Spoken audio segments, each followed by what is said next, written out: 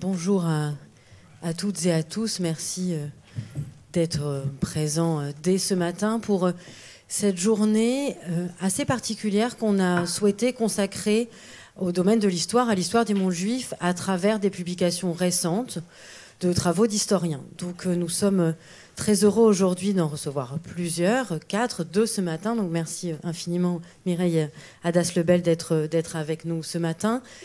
Lui succédera Pierre Savy, ici présent. Et cet après-midi, nous pourrons écouter André Burguière pour son ouvrage sur le combat des Juifs à Paris pour la liberté et l'égalité, donc sous l'émancipation, et Chloé Rosner qui vous parlera de l'archéologie en Israël. En clôture de cette journée, donc cette journée thématique, nous recevrons Jean Moutapa, Sylviane Goldberg ainsi que Julien Darmon qui vous parleront de l'encyclopédie d'histoire juive de la France, donc qui vient juste d'être publiée.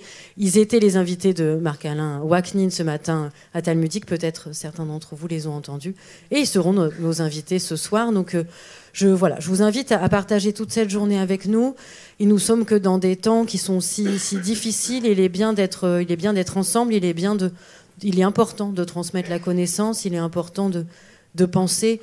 Donc merci beaucoup de votre présence et merci infiniment à nos invités. Je vous présente Jonathan Ayoun qui va animer les 2 débats de ce matin. Jonathan Ayoun est essayiste. Il est également réalisateur et il a réalisé la formidable série documentaire sur l'antisémitisme qui est il y a quelques années déjà et que Arte vient de choisir de remettre en ligne sur Arte TV Replay. Donc vous pouvez ainsi la voir et la revoir. Et encore une fois, il me semble essentiel de revenir au savoir et à la connaissance dans ces temps plus que troublés. Donc merci beaucoup et excellente journée parmi nous.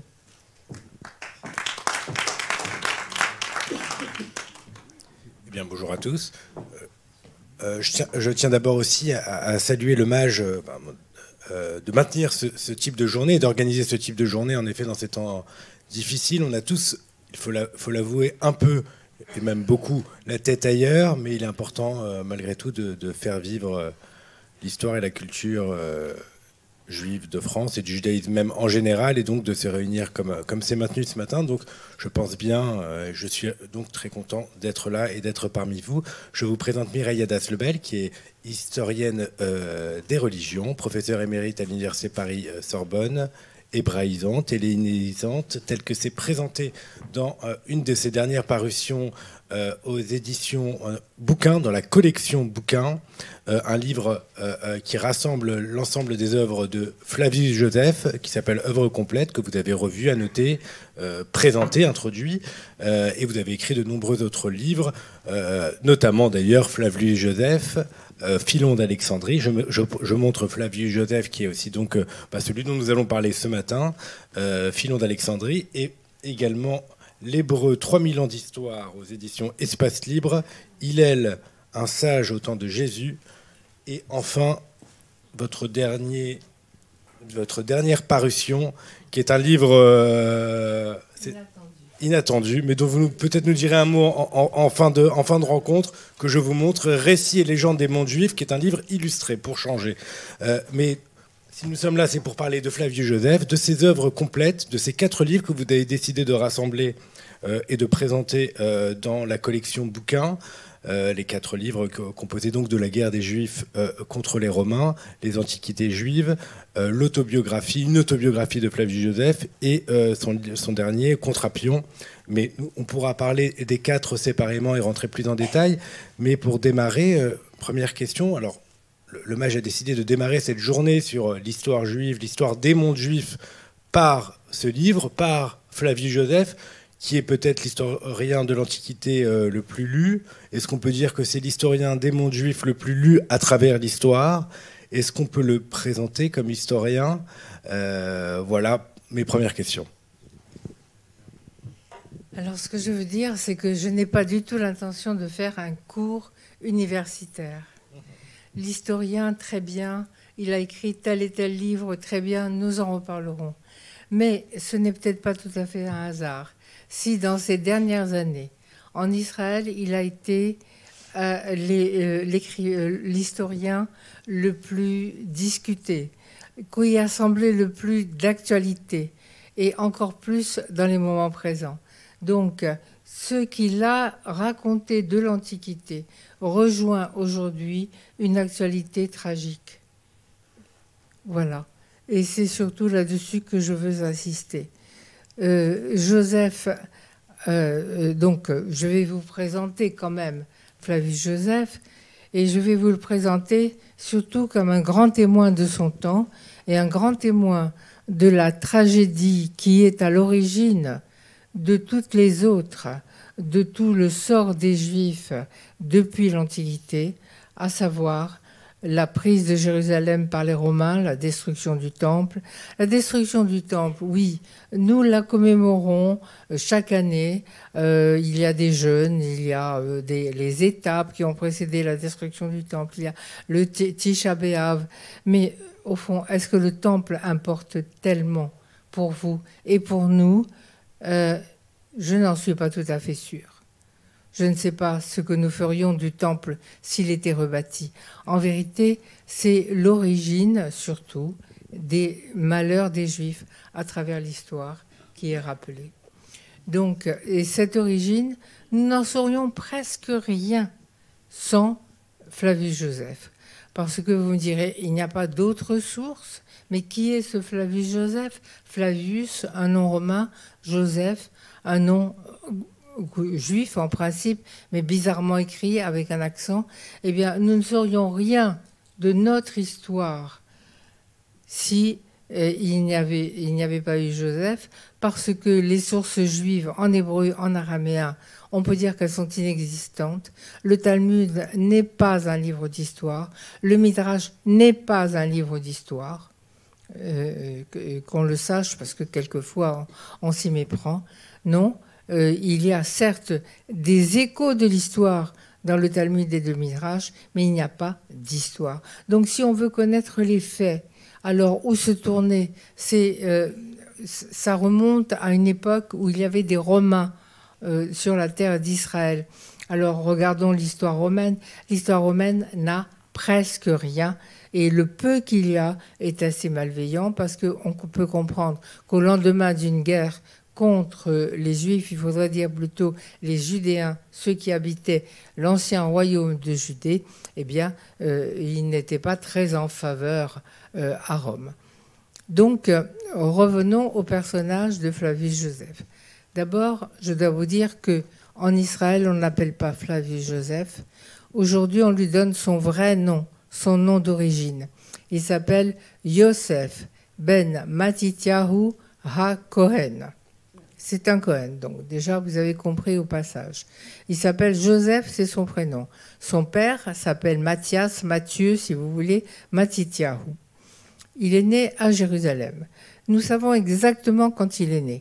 Il est né en l'an 37 de l'ère courante, sous le règne de l'empereur Caligula. C'est lui qui nous le dit. Donc, nous le savons. Et nous ne savons évidemment pas quand il est mort, puisqu'il n'est pas là pour nous le dire. On présume qu'il a vécu jusque vers l'an 100 environ, parce qu'il a laissé derrière lui cette œuvre immense dont je vais vous parler, et une œuvre, je vous le dis tout de suite, écrite en grec. Alors, si vous vivez toujours sur les idées toutes faites, d'hellénisme et judaïsme, opposition, affrontement, etc., ben sachez que non. L'essentiel de la littérature de l'époque, Philon d'Alexandrie, Flavius Joseph, c'est une littérature en grec, que le grec a été la langue des Juifs pendant des siècles aussi, voire les catacombes juives de Rome. Mais enfin bon, ça c'est un autre sujet. Donc, alors, ça mérite une explication. Comment ce changement d'identité est-il intervenu? Un fils de prêtre né à Jérusalem en l'an 37. Donc ça veut dire qu'en l'an 66, quand la révolte contre les Romains éclate à Jérusalem, vous savez tous qu'elle se termine en 70 ou 73 si on ajoute Masada, eh bien Joseph a pas tout à fait 30 ans. Hein, bon. Donc c'est un témoin conscient, un témoin qui s'engage, et nous verrons comment.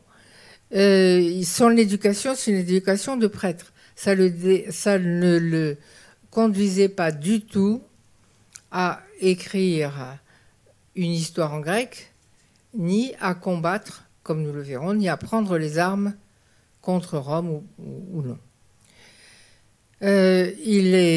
En tant qu'aristocrate, il reçoit une très belle éducation et il nous dit qu'au milieu de tous les courants qui agitaient le judaïsme de l'époque, il choisit le courant pharisien, bien que normalement beaucoup de Kohanim soient sadducéens. Là, je n'ai pas le temps d'entrer dans cette histoire de fractionnement du judaïsme à cette époque. Si je vous le dis, c'est simplement pour vous faire comprendre que le judaïsme n'était pas uni comme on se l'imagine. Il y avait des courants, il y avait aussi les Esséniens, il y en avait d'autres encore qui n'ont pas nécessairement de nom parce qu'ils ont été plus éphémères. Mais il y avait beaucoup de disputes, mais plus ou moins disputes sur la Torah, disputes théologiques aussi. Enfin, je n'ose pas dire théologique parce que ce n'est pas une notion qui est proprement juive, mais disputes sur ce qu'il allait advenir. Et dans certains milieux, un très profond sentiment de fin du monde. Donc, il y avait quelque chose qui allait se passer, on ne savait pas trop quoi. Là, il y avait une ébullition depuis déjà longtemps, parce que les Romains avaient pris pied dans le pays. La dynastie qui régnait avait été interrompue. Les Romains avaient mis un roi à leurs bottes qui n'était même pas un vrai juif aux yeux des juifs, qui s'appelait Hérode. Et surtout, il était connu pour sa cruauté. Les successeurs d'Hérode n'ont pas vraiment régné, ils n'ont eu que des petits bouts de son royaume. Et finalement, la population a demandé en l'an 6 que Rome revienne plutôt que d'avoir des chefs aussi incapables. Voilà la situation. On appelle Rome au secours. Eh bien, Rome revient, bien sûr. Rome impose un tribut, Rome impose sa loi, et puis les choses se passent de plus en plus mal. Je ne peux pas entrer dans le détail, mais voilà comment les Romains sont là. Ils sont là, et à partir du moment où ils sont là, ils s'installent, le gouverneur s'installe à Césarée, parce que c'est une belle ville construite à la romaine par Hérode, justement, en l'honneur de César, pas Jules César, mais Auguste, parce que c'est le titre impérial, César. À Jérusalem, pour les Romains, il n'y a que des fanatiques qui sont là autour de leur temple, ils ne comprennent rien à leurs disputes, à ce qui se passe.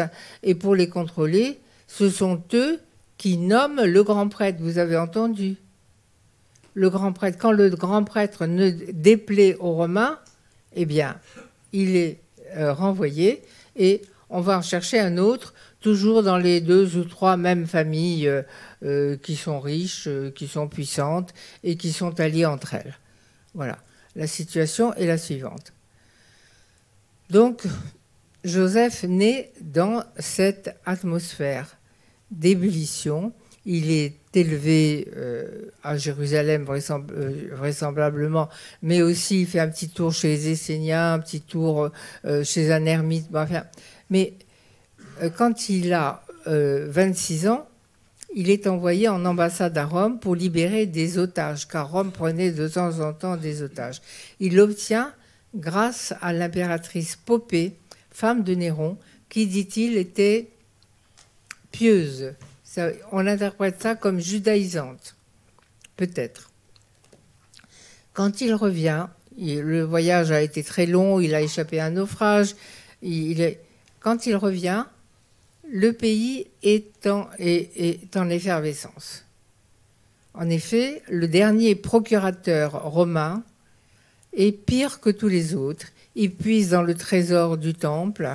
En fait, les gouverneurs qui sont envoyés là sont là pour s'enrichir. Il faut pas se faire d'illusions. Et le peuple réagit, il y a des incidents, il y a des violences, il y a des massacres, parce que les soldats romains n'ont aucune pitié pour les manifestants. Et puis, en diaspora aussi, ça commence à bouger un peu. La diaspora est très grande. Et où commence la diaspora? Déjà en Syrie, à Damas, on réunit 10 000 hommes dont les femmes étaient convertis, nous dit-on. Mais alors, 10 000 hommes, et on les massacre. À Alexandrie, manifestation de masse des Juifs, massacre, 50 000, nous dit Joseph, c'est peut-être exagéré. Mais enfin, voilà. Voilà la situation. Non pas pour vous presser, mais arrivé au moment où il décide, et pourquoi il décide d'écrire cette histoire. Alors, à ce moment-là, donc Joseph, qui est de retour à Jérusalem, prend les armes contre Rome, lui aussi, parce que on a l'impression qu'on ne peut pas faire autrement, et parce que les premières troupes romaines envoyées contre Jérusalem ont été vaincues par ce peuple qui est presque sans armes. Et donc on en conclut que Dieu protège les Juifs dans cette lutte. Et Joseph s'engage. Joseph devient gouverneur général de la Galilée parce qu'il est aristocrate, donc on pense à lui pour un très haut poste. Il est sportif, si je peux dire. Il a nagé toute une nuit pour se sauver. Il est rusé, il est habile. Bon, il rencontre toutes sortes de difficultés en Galilée et il réussit. Je dois aller un peu vite pour expliquer. Oui, pour qu'on puisse après aussi rentrer dans les œuvres, en tout cas évoquer quelques-unes des œuvres, et notamment comment il en arrive. Comment si il en je arrive ne raconte pas sa moment... biographie, je ne peux pas raconter comment il en est arrivé à écrire, parce que je dois sauter les épisodes les plus importants. Donc j'ai beaucoup sauté, je n'entre pas dans les détails. Mais ce que je veux dire, je comprends que vous vouliez intervenir. Ce que je veux dire, c'est que après tout un épisode de gouvernement de la Galilée où il n'est pas très apprécié, il s'enferme dans une forteresse qui s'appelle Jotapata et qui est maintenant en cours d'exploration encore. On peut la visiter en Galilée. Et là, il ne peut pas tenir le siège contre le nouveau général romain qui est envoyé contre lui, Vespasien. Vespasien fait ce siège. Au terme de ce siège, les Romains prennent pied sur la citadelle, ils massacrent tout ce qu'ils trouvent, et Joseph se retrouve seul dans une grotte, enfin pas seul dans une grotte, lui, le général, dans une grotte avec 40 notables qui veulent se suicider plutôt que de se rendre. Joseph fait un magnifique discours contre le suicide, et finalement, il sort d'un tirage au sort où chacun devait se donner la mort au précédent. Il sort indemne et se rend aux Romains. Voilà. Donc, ce que je voulais vous dire, dès le départ, c'est que nous avons un témoin qui est un témoin suspect. J'entends. Et que les questions et que les controverses autour de l'authenticité de la source ou la véracité de ce qu'il raconte est secondaire dans ce qui nous réunit ce matin. Voilà. J'ai bien entendu également. Voilà.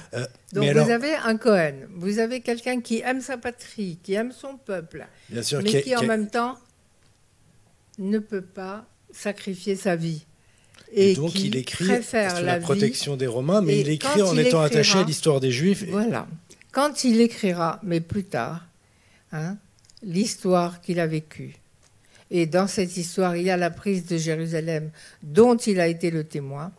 Eh bien, on aura des remarques qui nous gênent. On aura parce qu'il est protégé des Romains. Il écrit à leur demande. Mais en même temps, on sent qu'il est profondément juif. On sent qu'il admire ceux des Juifs qui meurent au combat, qui sacrifient leur vie, sans compter. Alors, eh bien voilà, maintenant vous voulez me poser des questions, allez-y. Oui, alors j'entends votre attachement au fait de dire qu'on sent à quel point il est attaché à l'histoire et à la tragédie que vivent les Juifs et qu'il tient à la raconter. Et il tient aussi dans le dernier des livres, dans Contrapion, à parler également des accusations contre les Juifs Peut-être revenir dessus, pas ceux d'ailleurs que de Contrapion, des accusations en général qui arrivent dans l'Antiquité, mais je vous laisse en parler. Oui, écoutez, c'est allé un petit peu vite.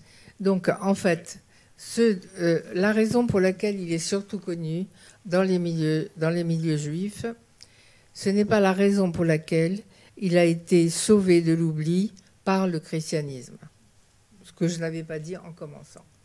La raison pour laquelle il est connu dans les milieux juifs, c'est parce qu'il a raconté l'histoire de cette guerre et qu'il a raconté en tant que prisonnier des Romains, mais prisonnier favorisé des Romains, parce qu'il a prédit l'Empire au général Vespasien qui l'assiégeait dans Jotapata. Ceux qui connaissent un peu le Talmud, enfin, il ne faut pas être grand talmudiste pour ça, connaissent l'histoire de Yochanan ben Zakkai qui a prédit l'Empire à Vespasien.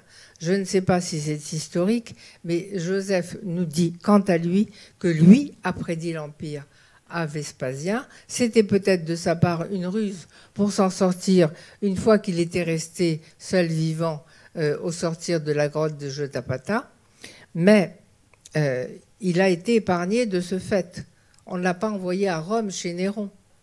Et il est resté dans le camp romain. Dans le camp romain, il s'est produit des choses incroyables. Néron assassiné. Une année, 68-69, où il y a 3 empereurs qui succèdent à Néron. Donc on l'appelle l'année des 4 empereurs. Ce sont des généraux, tous des généraux.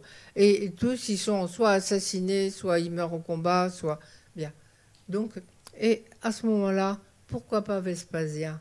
Et l'armée de Judée élit Vespasien à l'Empire. Donc, la prophétie de Joseph a marché. Ça a peut-être suscité les ambitions de Vespasien, ça a peut-être suscité des idées dans les rangs de ses soldats, et il est le faiseur d'empire.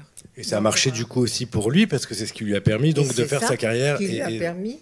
À ce moment-là, voilà pourquoi il est protégé.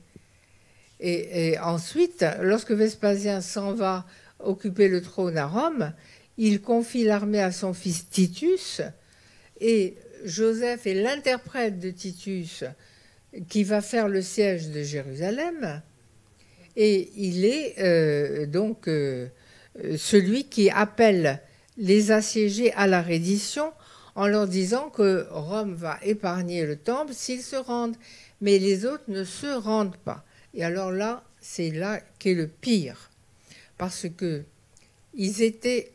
pendant que les Romains approchaient de la ville, les Juifs se battaient entre eux. Il y a eu un moment où il y a eu 3 groupes juifs qui se battaient dos à dos. Il y en avait un dans le temple même, un dans l'enceinte du temple et un autre en dehors. Et certains se battaient donc sur 2 fronts. C'est épouvantable. Pourquoi est-ce que maintenant, lorsqu'on dit Milchemet HaYehudim, la guerre des Juifs, c'est parce qu'on a ce cauchemar dans la tête. On a ce cauchemar des divisions entre Juifs qui peuvent amener jusque-là. Et évidemment, lorsque ensuite les Romains se sont approchés des murailles, que Titus a établi son camp tout autour avec 4 légions, une armée immense, et lui, sur le mont Scopos, là, un poste d'observation, ça veut dire en grec. Donc, eh bien, à ce moment-là, ils se sont réunis, ils se sont rassemblés. Mais ils se sont rassemblés qu'ont-ils trouvé de mieux? Les plus jusqu'au boutistes n'ont rien trouvé de mieux que de brûler toutes les vivres qui étaient à Jérusalem, tous les vivres. Et là, on en a un écho dans le Talmud. Puisque vous savez peut-être que j'ai fait ma thèse sur justement les sources talmudiques, entre autres, de tous ces événements. Donc, il est écrit dans le Talmud qu'on avait de la nourriture pour 22 ans peut-être, mais que les sicaires les ont brûlés. Alors, il y avait des agitateurs qui étaient les sicaires depuis longtemps, anti-romains, qui étaient prêts à aller jusqu'au bout. Il y avait aussi les zélotes, c'était pas la même chose. qui étaient dans Jérusalem. Donc, c'était eux qui poussaient parce qu'ils étaient certains que, je ne sais pas, une fenêtre dans le ciel allait s'ouvrir et Dieu descendre les aider. En tout cas, voilà ce qui s'est passé à Jérusalem. Ils se sont réunis à la fin contre l'ennemi commun, mais c'était trop tard. Joseph appelait à la reddition, d'autant que sa famille était à l'intérieur des murailles. Et finalement, rien n'y a fait. Les Romains ont réussi à prendre pied sur l'esplanade du temple, en commençant par le nord, par la forteresse Antonia. Beaucoup de la population civile qui s'était réfugiée dans le temple a péri dans l'incendie. Les Romains se sont précipités dans les rues, ont massacré tout ce qu'ils ont trouvé sur leur passage. On décrit des flots de sang, des flammes qui s'élevaient, des cris horribles. Joseph a vu tout ça. Il a vu tout ça. Et il le raconte ensuite. Quand il le raconte, il n'est plus à Jérusalem, il est à Rome, il est protégé de l'empereur, il habite dans l'ancien palais de Vespasien, il a toutes les archives romaines pour tout raconter, et il raconte aussi Massada, dont il n'avait pas été le témoin oculaire, et finalement, il reste notre seul témoin de tout le détail des opérations. Sûr, ça, c'est la raison pour laquelle les Juifs lisent Flavius Joseph, parce qu'ils doivent tirer les leçons de l'histoire et tirer les leçons des divisions internes. La raison pour laquelle les chrétiens ont lu Flavius Joseph et l'ont préservé jusqu'à nous, c'est surtout parce que au livre 18 d'un livre que Joseph a écrit après, pour faire l'apologie des Juifs, montrer les beautés de leur religion. Donc vous voyez quel personnage complexe. Eh bien, on trouve, à propos de l'époque de Pilate, qui est présenté comme un personnage affreux, c'est vers ce temps-là qu'apparut Jésus, homme sage, si on peut l'appeler un homme. C'était le Christ, ou plutôt c'était le Messie, puisque Christos signifie Messie en grec, et etc. Et ça se termine par « Et depuis ce temps-là, la secte qu'on appelle chrétien n'a pas encore disparu. » Donc, quelques lignes. C'est très certainement interpellé, parce que ce n'est pas Joseph qui a pu dire « c'était le Christ ». Interpellé par une main chrétienne, mais qui vient, qui est le seul témoignage du 1er siècle sur l'existence de Jésus. Et c'est ce qui fait que l'œuvre de Joseph va être très lue dans la théologie, par les théologiens chrétiens. L'œuvre de Joseph, bien sûr, parce qu'ensuite s'est développée une théologie suivant laquelle les Juifs ont été punis pour la mort du Christ, évidemment, et même le récit de la guerre a pu servir aussi. Oui, et que c'était une colère divine. Mais, comme on dit en latin, Felix culpa, enfin, c'est une erreur qui a ce bon côté. C'est-à-dire que c'est grâce à cela que l'œuvre a subsisté jusqu'à nous dans son entièreté. C'est-à-dire que Joseph a écrit la guerre à la demande de Vespasien, et en critiquant beaucoup dans l'introduction les récits qui avaient été faits par des Romains et qui ne tenaient pas compte de l'héroïsme des Juifs. Donc vous voyez, il essaie de voir les deux côtés quand même. Et ensuite, il a écrit les Antiquités juives, une œuvre immense, énorme, c'est ce qui explique l'épaisseur du volume qui vous est préparé, parce qu'il raconte tout depuis la création jusqu'à la veille de la guerre, parce qu'il n'avait pas assez développé tous les événements, les causes qui avaient mené petit à petit à la guerre, qu'il avait rendu inévitable. Et puis, il écrit, parce qu'il découvre à Rome des œuvres hostiles aux Juifs qui provenaient d'Alexandrie, où il y avait une rivalité entre Juifs et Égyptiens hellénisés, d'un certain Appion notamment. Et puis enfin, il écrit son autobiographie, qui est une œuvre extrêmement bizarre et d'ailleurs inachevée. Oui, sur laquelle il contre des accusations qui lui sont adressées Voilà, sur la manière de bien porter sûr. l'histoire. Alors, Sur son action en Galilée, alors Bien c'est sûr. une vieille histoire. alors moi, je ne vais pas ajouter une accusation et une attaque supplémentaire, mais malgré tout, je vais vous poser une dernière question avant de prendre des questions du public. Et je reviens encore à Contrapion, mais vous avez beaucoup parlé, et à raison, plutôt de la guerre des Juifs contre les Romains.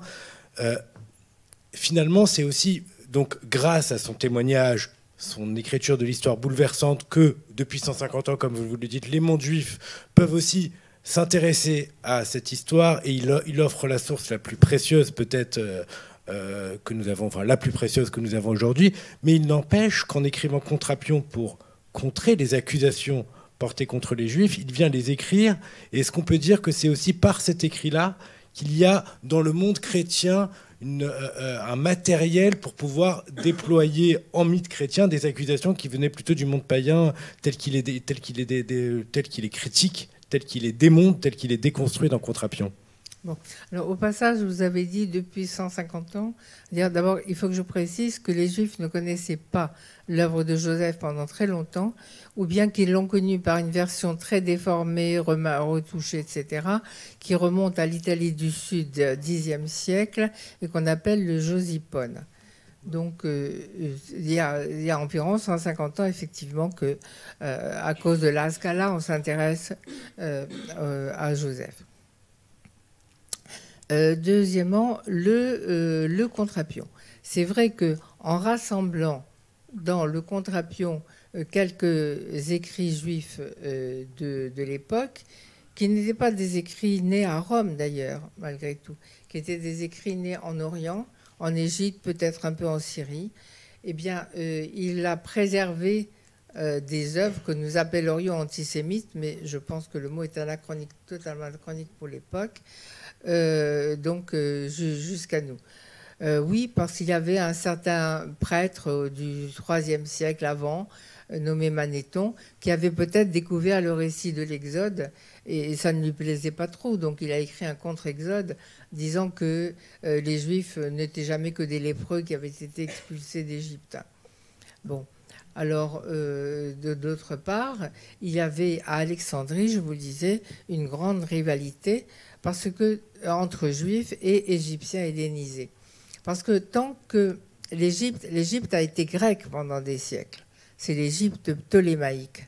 Tant que c'était les Grecs, ou plus exactement les Macédoniens, mais enfin, n'entrons pas là-dedans, qui régnaient, eh bien, il y avait une couche supérieure, bien sûr, macédonien, mais aussi les Juifs étaient dans l'armée macédonienne aussi bien. On a des documents archéologiques où vous avez des listes de soldats, Macédonios, Iudaios, côte à côte.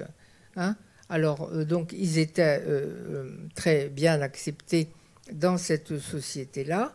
Et en bas de l'échelle, il y avait les Égyptiens qui ne parlaient pas grec, qui petit à petit, au fil des siècles, se sont hellénisés.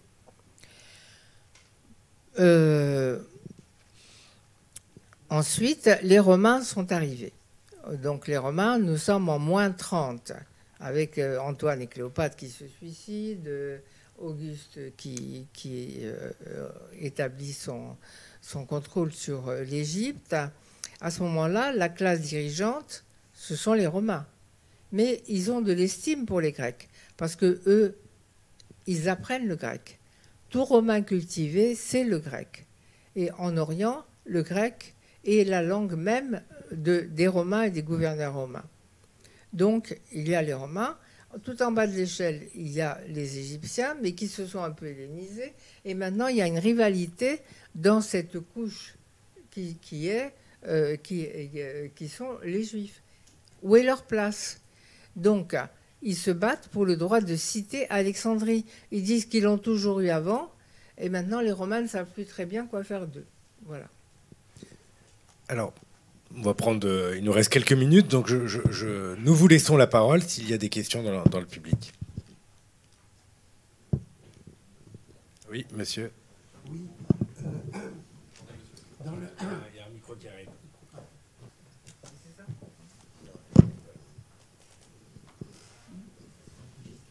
Oui, merci. Dans le champ du Bétard, je me place dans il fait allusion à 3 forteresses. Matsada, Bétar et une qui s'appelle Yosefet. Est-ce que c'est Yokapata? Est-ce que c'est la dernière? Vous ne savez pas? Non. Je vous dis, Yot, on dit en hébreu Yotfat. Yotfat, oui. Yotfat. Bon, alors, je ne sais pas si c'est déformé. En tout cas, Bétar, c'est une autre guerre que les Juifs ont eu le courage de mener contre les Romains 50 ans après. Voilà.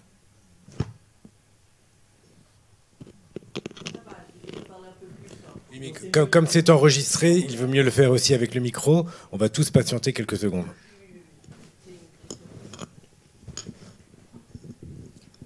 Merci. Est-ce que cette œuvre fascinante est lisible pour nous? Est-ce qu'elle est lisible?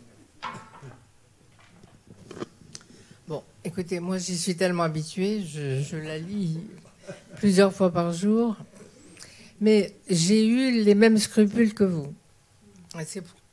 C'est pour ça que en 89 déjà, j'ai écrit ce livre Flavius Joseph dans la série des biographies de Fayard. Alors, mais je pense qu'il y a beaucoup de choses que c'est lisible. Mais vous avez choisi des traductions assez récentes. Je parle là, vous avez rassemblé les œuvres dans la collection bouquins et vous les avez revues pour les rendre encore plus lisibles aujourd'hui. Alors, voilà ce que j'ai à vous dire. Il existait déjà de vieilles traductions. C'est l'auteur qui a été le plus traduit en français au XVIe siècle. 17e, Arnaud d'Andilly, édition très célèbre. 19e, bon. Et puis, à la fin du 19e siècle, s'est créée la Société des études juives, avec des érudits juifs formés à la méthode universitaire. Et sous la direction de Théodore Reynac, celui qui a la villa grecque de Beaulieu-sur-Mer, si vous y êtes allé, qui est un grand helléniste, un groupe de traducteurs a traduit toute l'œuvre de Joseph. Ça s'est poursuivi jusqu'en 1922. Quand les éditions bouquins, qui à l'époque dépendaient de la Fond, m'ont demandé d'annoter ce livre à nouveau et de le rendre plus lisible, on a choisi cette édition-là plutôt que des éditions plus modernes en cours, parce qu'elles étaient libres de droit. C'est aussi simple que ça, et qu'ils ne voulaient pas dépenser de l'argent en traduction nouvelle. Donc, au lieu de traduire, on m'a demandé de mettre à jour. J'ai enlevé quelques mots qui n'ont plus le même sens aujourd'hui. J'ai quelques tournures de style qui paraissent ridicules, archaïques, parce que la langue a changé entre 1890 et maintenant. J'en ai pris conscience. Bien sûr. Voilà. Et vous avez accepté donc le dernier, qui est une traduction de Léon Blum, c'est ça, pour le contrapunto? Alors Léon Blum, qui n'est pas Léon Blum, parce que j'ai trouvé une traduction libre de droit 1930 d'un professeur au lycée Janson de Sailly, je crois, à Paris, voilà, qui signait, qui s'appelle Léon Blum. Et comme là c'est 1930, c'est plutôt lisible, ça reste tout à fait lisible, et il n'y a pas besoin de les annoter. C'est très très lisible. Alors on va prendre une toute dernière question. Oui, bonjour. Vous nous avez expliqué que Joseph s'exprimait en grec. Et à l'époque, donc, j'avais appris que Jésus parlait araméen. Est-ce que Jésus parlait également grec, ou c'était réservé à une partie de la population juive? On n'a pas de signe que Jésus parlait grec. S'il s'est adressé à Pilate, s'il a répondu à Pilate, je ne sais pas en quelle langue. Vous savez, ce ne sont pas des livres historiques. Hein, donc... on ne sait pas qu'il parlait araméen parce que c'était la langue vernaculaire, et puis surtout en Galilée. Alors oui, les traces, c'était ce qui nous permet de le dire, c'est que les transcriptions grecques reflètent l'araméen. Voilà. Mais c'est tout ce qu'on peut dire. Normalement, un fils de charpentier d'un bourg de Galilée qui est inconnu sur la carte ne reçoit pas d'éducation grecque. Hein. Et Joseph, lui, nous dit, c'est intéressant, il nous dit à la fin des Antiquités qu'il a appris les rudiments du grec. Il a appris les rudiments du grec, mais que dans son pays, on ne se flatte pas de connaître le grec parce que ce qui est valorisé, c'est l'enseignement traditionnel et l'étude de l'écriture sainte. Voilà. Eh bien, merci beaucoup. Merci de cet échange. Je vous le reprends. Et vous pouvez donc retrouver les différents ouvrages, donc la biographie de Flavius Joseph aux éditions Fayard, les œuvres complètes dans la collection de bouquins. Et un mot juste pour terminer donc de votre dernier livre, Récits et légendes des mondes juifs, illustré par Jérémy Dress, dessinateur et auteur de bande dessinée, qui est venu d'ailleurs en présenter plusieurs ici par le passé. Et donc pourquoi avoir choisi donc finalement de le raconter pour le rendre accessible à la portée de tous, c'est ça ? Parce que je crois que beaucoup de juifs, de parents, en fait ça s'adresse peut-être plus aux parents qu'aux enfants, ce livre. Beaucoup d'entre eux ne peuvent le lire qu'avec l'aide des parents. Parce que il y a beaucoup d'histoires qui font partie de la tradition juive, mais qui sont totalement ignorées du public juif. Et j'ai voulu reprendre un peu les contes et légendes d'Israël de mon enfance, qui partaient de la création pour arriver au temps où les légendes s'arrêtent, c'est-à-dire au XVIIIe. Après, nous n'avons plus l'esprit tourné vers ce genre de littérature. Mais il y a là-dedans, bien sûr, le golem, mais beaucoup d'histoires talmudiques, beaucoup d'histoires tirées du Midrash, l'histoire relative à l'Inquisition, etc. Je suis l'histoire. En fait, c'est un livre d'histoire. On ne peut pas s'empêcher d'être historien, qui va des origines jusqu'au XVIIIe, jusqu'aux histoires chassidiques. Voilà. Et tout en étant illustré. Merci à vous. Eh ben, on vous remercie encore et